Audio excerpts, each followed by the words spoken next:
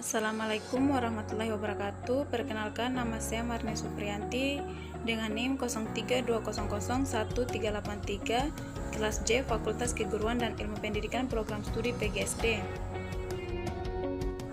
Baik, di sini saya akan membahas materi tentang metode ilmiah.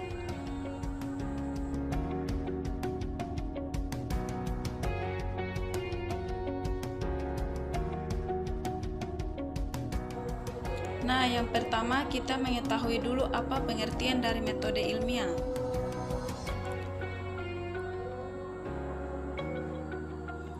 Metode ilmiah adalah langkah-langkah sistematis dan teratur yang digunakan dalam rangka mencari kebenaran ilmu pengetahuan.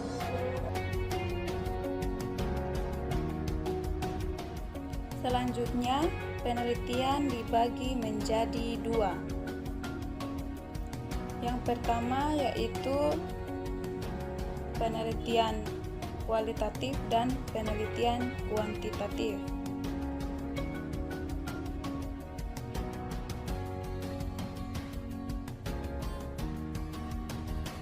Selanjutnya kita akan membahas pengertian dari penelitian kualitatif dan penelitian kuantitatif.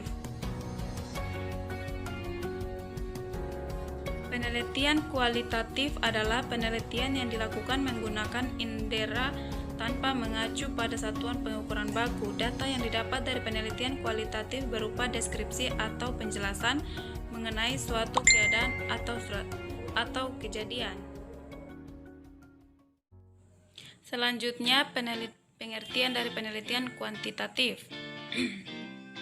Penelitian kuantitatif adalah penelitian yang dilakukan menggunakan alat ukur dan mengacu pada satuan pengukuran baku.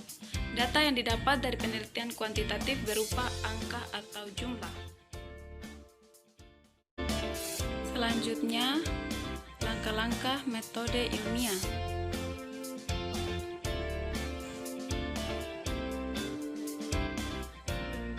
Yang pertama yaitu menyusun rumusan masalah.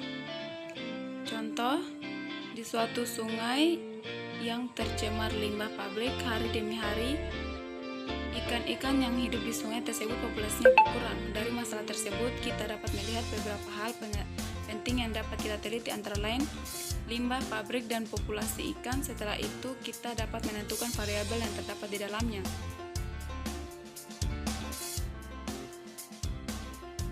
Kedua, menyusun kerangka teori. Setelah menemukan dan merumuskan masalah, langkah selanjutnya adalah mengumpulkan keterangan-keterangan dan informasi, baik secara teori maupun data-data fakta di lapangan yang berhubungan dengan permasalahan yang terjadi. Hal ini dilakukan sebagai modal dalam menyusun dugaan sementara terhadap masalah yang diteliti. Merumuskan hipotesis. Hipotesis adalah kesimpulan atau jawaban sementara dari permasalahan suatu penelitian.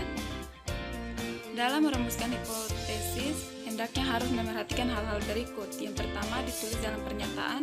Kedua, sederhana dan jelas, mengandung variabel yang menjadi perhatian, berdasarkan keterangan-keterangan atau informasi yang dikaji baik dari sumber bacaan maupun fakta.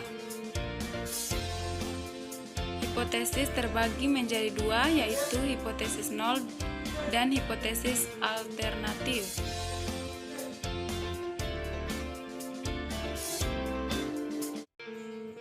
Yang keempat yaitu melakukan eksperimen. Langkah berikutnya adalah kita akan melakukan eksperimen untuk menguji hipotesis yang telah kita buat sebelumnya. Yang kelima yaitu mengolah dan menganalisis data. Data yang diambil saat penelitian harus diolah dan dianalisis. Data dibuat sederhana untuk melihat keterkaitan antar variabel. Data dikelompokkan sesuai dengan sifat dan jenisnya. Yang keenam, menarik kesimpulan. Kesimpulan didapat dari data hasil eksperimen. Ada dua kemungkinan kesimpulan, yaitu hipotesis diterima dan hipotesis ditolak. Hipotesis diterima jika hasil eksperimen sesuai dengan hipotesis, yaitu ada keterkaitan antar variabel. Hipotesis ditolak jika hasil eksperimen tidak sesuai dengan hipotesis dan tidak ada keterkaitan antar variabel. Yang ketujuh, mempublikasikan hasil. mempublikasikan hasil adalah menginformasikan pada orang lain hasil dari eksperimen yang telah dilakukan, agar orang lain mengetahui atau dapat mencobakan kembali.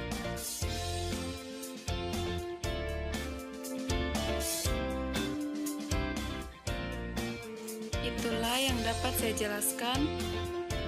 Lebih dan kurangnya mohon dimaafkan. Saya akhiri, wabillahi taufiq wal hidayah. Wassalamualaikum warahmatullahi wabarakatuh. Terima kasih.